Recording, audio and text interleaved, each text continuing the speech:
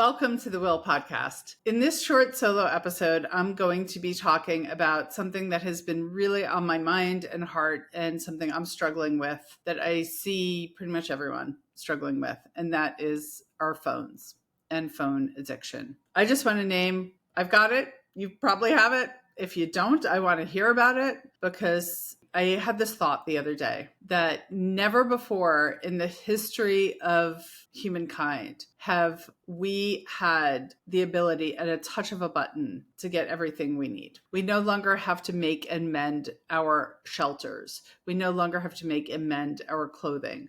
We no longer have to go collect firewood to heat water, to bathe, to clean drinking water. I mean, if you're living in the developed first world listening to this, pretty much at the touch of a button, you don't have to go grocery shopping. You don't have to cook your own food. We don't have to do any of that. The other day, I was scrolling, as one is wont to do, and I saw a clip from the Drew Barrymore show. I love Drew Barrymore, huge fan. And I even went once to the live studio taping, and Gwyneth Paltrow was on. And Drew's sidekick, Greg or something, he was talking to Gwyneth, and they were old friends. They've known each other a long time. He's like, Gwyneth, you're not on TikTok. And she's like, yeah.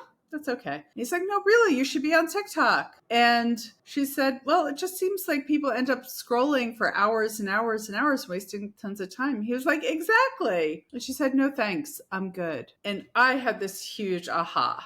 Like, yeah, Gwyneth is running an empire and making a movie where she gets to make out with Timothée Chalamet.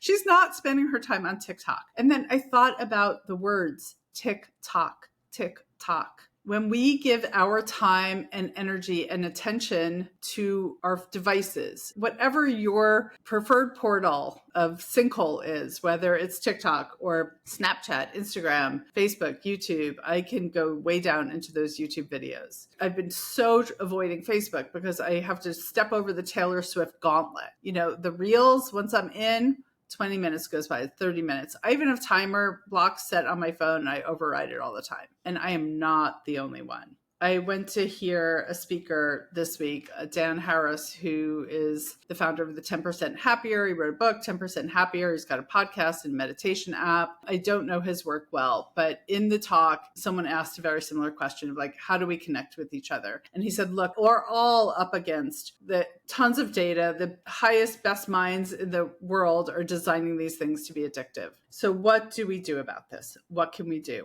I do not have solid answers about this. I am raising my own white flag, and I am working on this. I can say that honestly. I'm going to share with you some of the things that are helping me, but it's going to be a lifelong journey in a relationship with these devices. So in a way that it's not TikTok, I'm giving my life away to them. We are in an attention economy. I want you to really think about that, an attention economy.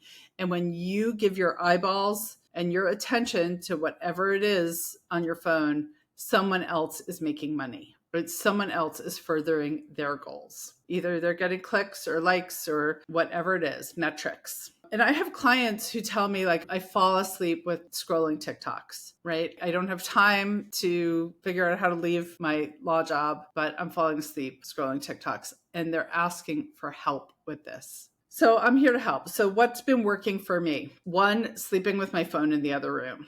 I started doing this about a month ago, and I am committed to doing that. And now it has become a habit. I am no longer tapping the bedside table, reaching for my phone in the middle of the night to see what time it is. Maybe if I'm awake with insomnia, watching something, I'm no longer doing that because my phone is in the other room. Some people I know are putting their phones in lock boxes for the night. Whatever works for you, but I invite you to, there's a lot of data and evidence to support that even just sleeping with the phone in another room, it helps you sleep better. It raises your IQ. It has tons of benefits. So that's one thing I have been putting into place. The second thing is a commitment to not getting on and using my phone in the first hour of the day. To be honest, I go up and down with that. I'm definitely better. We're looking at a progress, not perfection model here.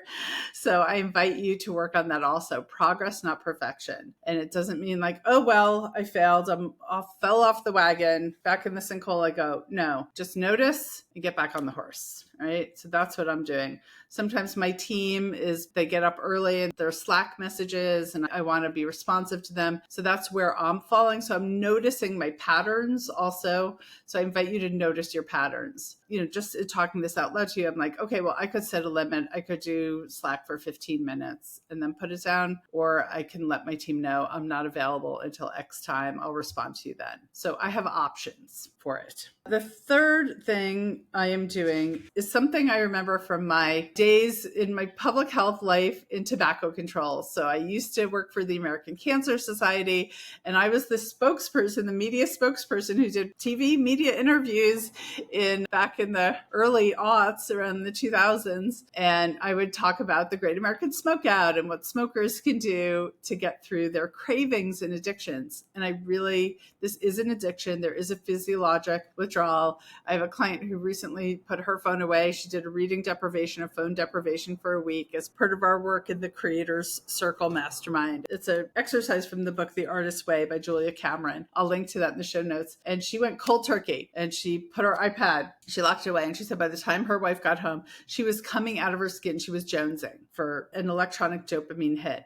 I mean, again, these people know what they're doing. It is a dopamine delivery device. So from my public health smoking cessation days, this is what I have to offer you. It's called the 4 Ds. 1, take a deep breath. Deep breath, shake it out.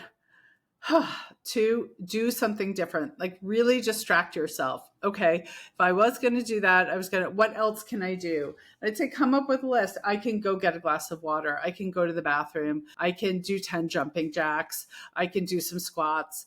What can you do? Come up with a list of some things that you can do to do something different. 3rd is drink lots of water. And the 4th tip was, I'm hesitating because back in the day when I was doing this, the 4th tip was dial a friend, but that's going to be using our cell phones now.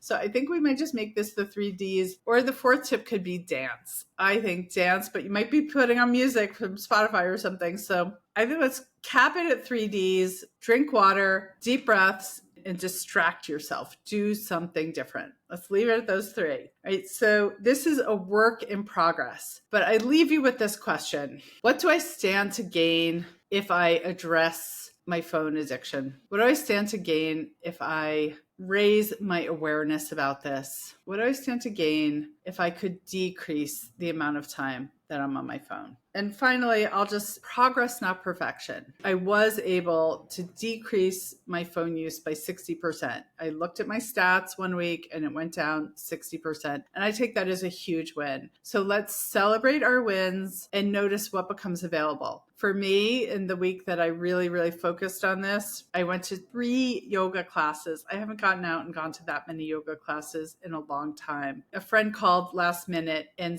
asked if I wanted to go to a Broadway show. And I was like, yes, I'm trying to stay off my device. And I got to go see a play on Broadway. So what becomes available if we put down the phone? I'll end with this quote from Gwen, who's also in the Creators Circle and is also working on this. And she said, I'm curious. What becomes possible? What can come up when the phone goes down? I'm curious. What can come up when the phone goes down? So I leave you with that. I hope this is helpful. Again, progress, not perfection. And I would so love to hear from you, either in the reviews or the comments, or drop me a note on LinkedIn. What's working for you with your phone use? What's working for you? I would love to hear what's helping you. Thanks so much and welcome. And thanks for being here for this episode of the WILL podcast.